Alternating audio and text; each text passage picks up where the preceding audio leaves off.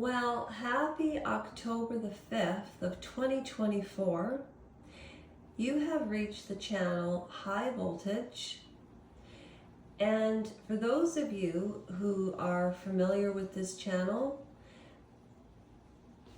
I'm going to carry on where we were. For those of you that stumbled across me for whatever reason, I am reading Ask Not, the Kennedys and the Women They Destroyed, plus I'm reading Psychology of Secrets, written by the most exemplary podcast content creator I've ever listened to, Andrew Gold. Now today we're kicking it off with Ask Kennedy, because I've not read anything from Ask Kennedy in 3 to 4 days. And yeah, so for those of you who have not been here before, this channel is essentially, if you want to know why I originally started the channel, it is in most of my videos. However, I started a petition on change.org, search Lasha Rajenko, and that will fill you in as to why I started this channel. I'm trying to build a charity without donations. So, we left off with part 5, sBlondes. And to catch up, I do have 2 playlists with Ask Not, the Kennedys and the Women They Destroyed, and you can put it in order of videos or clips, and then you can put it in order of, first video uploaded to newest, wherever you are in the book. So if you're reading this book along with me, we're on page 11, and I read this little tiny piece yesterday at the end of reading chapter 1 of Andrew Gold's Psychology in Seattle. However, I will reiterate this paragraph, and also I am not interjecting through the reading unless something really strikes me that is valid to the point in which I'm speaking of. So we're leaving it, or starting back up. We left it off with page 110, and we're picking it up with page 111 at the top, Mary Jo Kopechne. For her work extended to nights and weekends, Mary Jo earned $7,500 a year. Her male counterparts were earning twice that. Mary Jo was Bobby's star, the sharpest and most dedicated of his junior staff. She was so pretty that her office nickname was Twiggy, like the ultra model, doe-eyed model.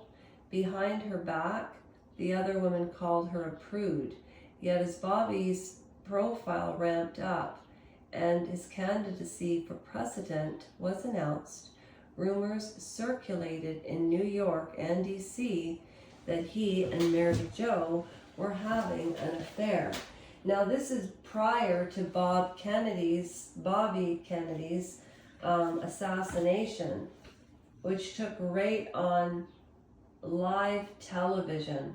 My mother saw it and she found it traumatizing to this day. It wasn't that outlandish. Mary Jo and Bobby did travel together while campaigning, and they did stay in the same hotels. It was no secret that Mary Jo was in love with Bobby. The men she dated knew they couldn't compare.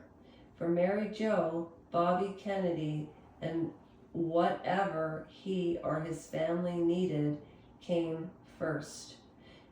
"She'll never marry me," one boyfriend told Mary Jo's father. "She's married to the Kennedys." Again, another young, vulnerable girl in which they're taking advantage of. inequality of pay, extra hours. She was highly dedicated, married to the Kennedys. I also believe that Ted Kennedy was hitting on her because he was grieving for his brother, and Bobby Kennedy knew how much Mary Jo idolized Bobby Kennedy. And when I say idolized, I mean idolized. Her boyfriend was right. If Mary Jo heard the rumors about her and Bobby sleeping together, she never said a thing. Whispers like that were just another way to discredit women who were outperforming men. A woman. Mary Jo knew her value, and she knew that if Bobby won the White House, there was no doubt he'd be taking her with him. How many junior male staffers did Bobby hold in similar esteem? She was the one weighing in on drafts of his speeches. She was the one who could mock him and get away with it. Everything you've ever wanted, no, that would be him. Anything you've ever wanted, she told him after his staff gifted him a globe, the world globe. I didn't put that globe there purposely, I promise. Bobby laughed, he loved it. Mary Jo's irreverence and self-deprecation delighted him. So in other words, she made herself the brunt of jokes. That's a very bad habit to get into just from experience. She knew she wasn't one of the cool kids and didn't try to compensate. Instead, she would joke about how square she was. This endeared her to Bobby, who by turns could be shy, mean-spirited, compassionate, vengeful, empathetic, religious, unfaithful, ruthless, a marvel with his little children, and the most attentive listener one could ever hope for. He gifted Mary Jo a framed photo of herself at her desk, the back of her head to the camera. There's no photo of it, just to let everybody know. He just took a sip of water. You work so hard, he inscribed. Bobby, obviously. This is the only way I ever see you. Mary Jo had a guideless view of the world. Sorry, I repeat.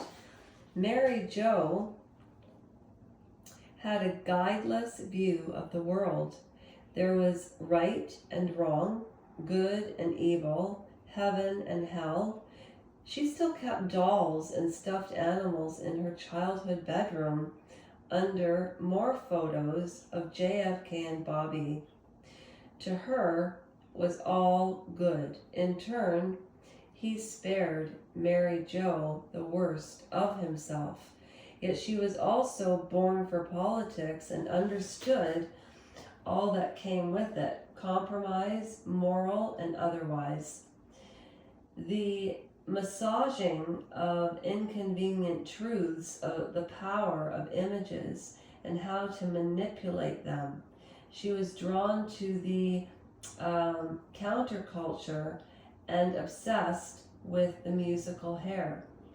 On the advance trip to White's Barge, Pennsylvania, in the fall of 1966, it was Mary Jo who figured out that Bobby's designated speaking location needed to be moved so that television cameras would capture even a small crowd looking like 10,000 fans. Wow, TV tricks go way back. Even from somebody as innocent as Mary Jo, that doesn't sound like an honest thing to do, but I'm not judging. I'm just simply stating she wants to do right or wrong, but she's participating in little games that she would have learned from the Kennedys, because she was deemed as not helpless,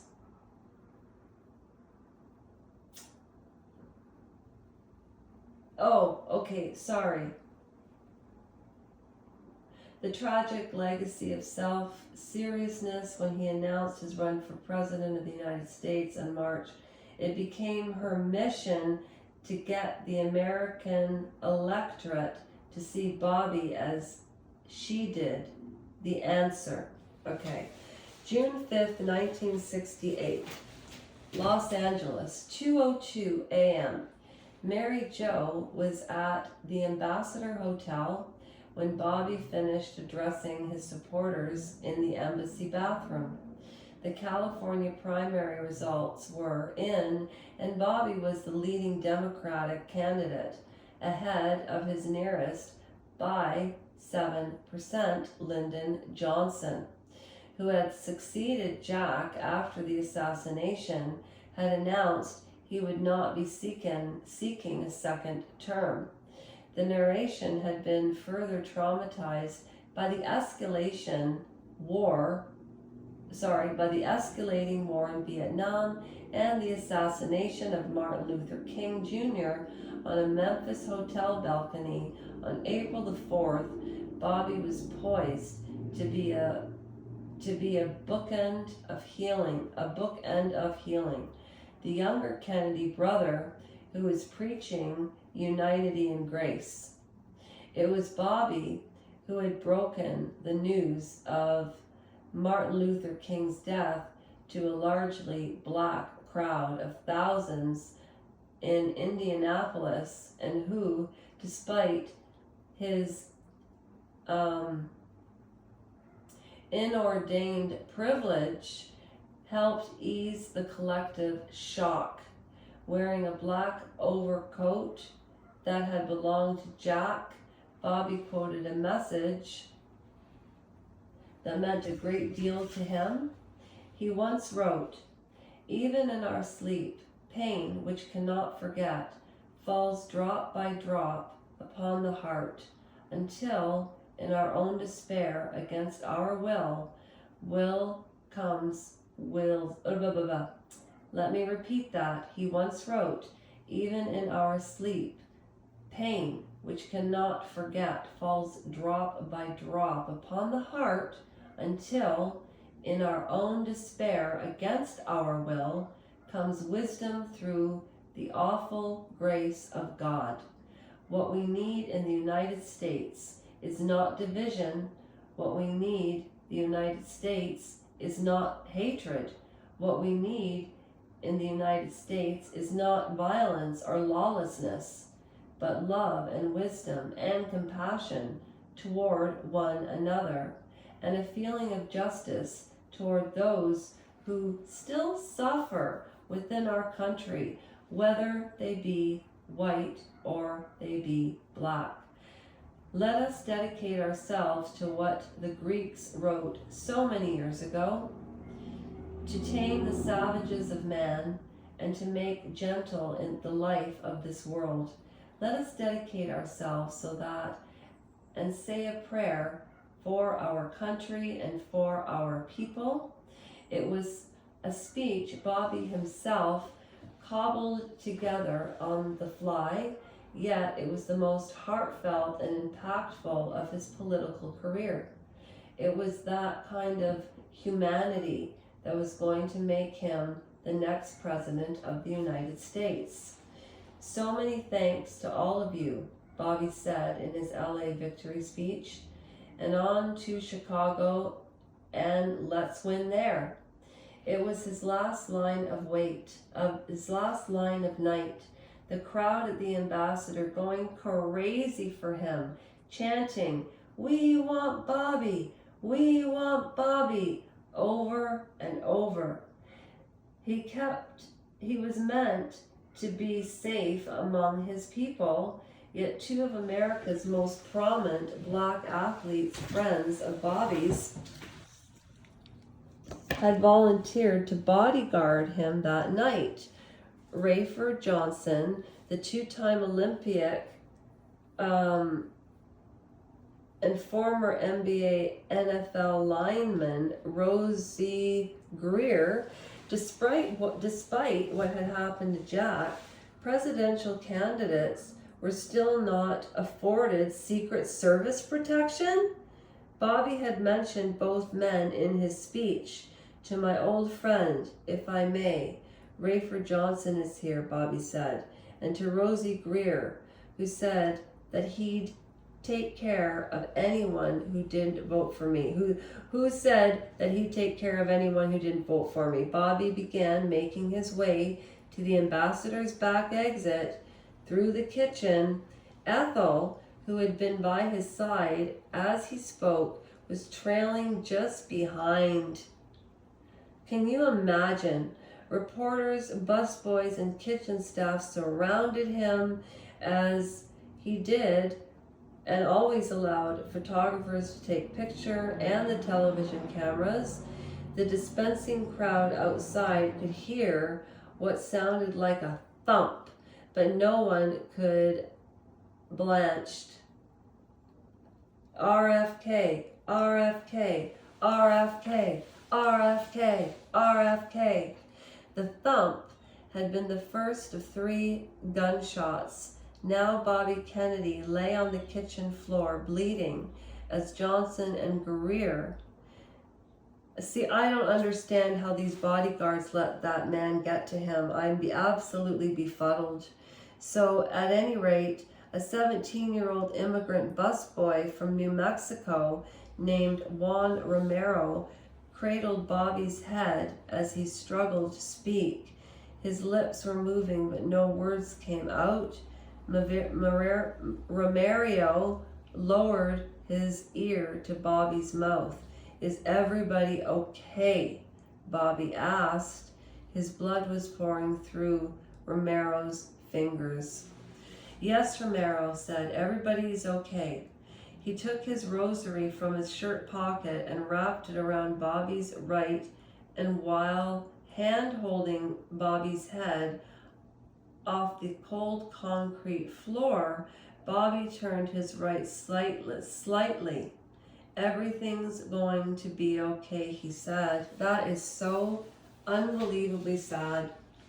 On June the 6th at 1:44 a.m., after one day in intensive care at LA's Good Samaritan Hospital, R.F.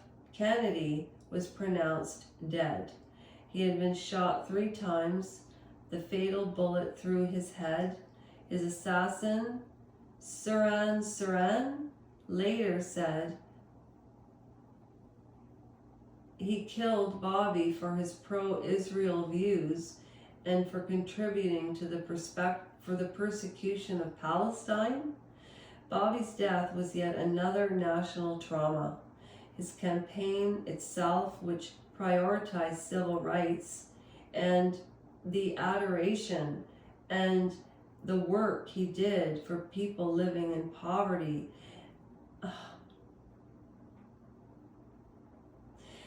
A bomb went off after the assassination of JFK and Milk. Is that Harvey Milk? Or Bobby Kennedy had allowed, encouraged really America once again to look to the funeral with hope. To look to the future with hope. Funeral, Freudian slip. To reject the carnage of the 1960s. Now, Bobby was another victim of that change. His body was flown back to New York.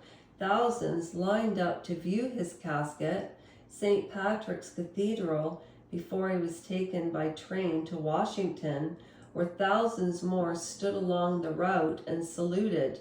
Ted Kennedy, the last surviving Kennedy brother, eulogized him, a eulogy written not by Ted himself, but Kennedy's speechwriters. This eulogy came to define Bobby's legacy. And the eulogy reads, "My brother need not be idolized or enlarged in death beyond what he was in life, to be remembered simply as a good and decent man who saw wrong and tried to right it, saw suffering and tried to heal it, saw war and tried to stop it. And he said many times in many parts of his nation to those he touched and who sought to touch him, some men see things as they are and say, why? I dream things that never were and say, why not? Mary Jo's grief in the wake of RFK's death was even more paralyzing than that of JFK had been killed in 1963. She traveled on Bobby's funeral train. She helped pack up his office, a task that in its enormity and finality took months. One day she sat at her desk for hours, staring straight ahead and not moving, not saying a word, leaving her colleagues to ask if she needed help getting home. When all the work was done, Mary Jo Kopechne, rising star, moved away from D.C. And we'll leave it at page 115 and start off with more of Mary Jo Kopechne and sBlondes tomorrow. That is a wrap. And soon I will be reading Andrew Gould's Psychology of Secrets. Have a wonderful day, everybody. Be super kind to yourselves. And I mean that. Eat well, drink lots of water, treat yourself kindly. If anybody wants a free reading or a tarot card read, you know you can email me. I do them for free because I love to. And it's my thank you to all of you for taking the time for me. It's a two-way street in this community, and that is a wrap.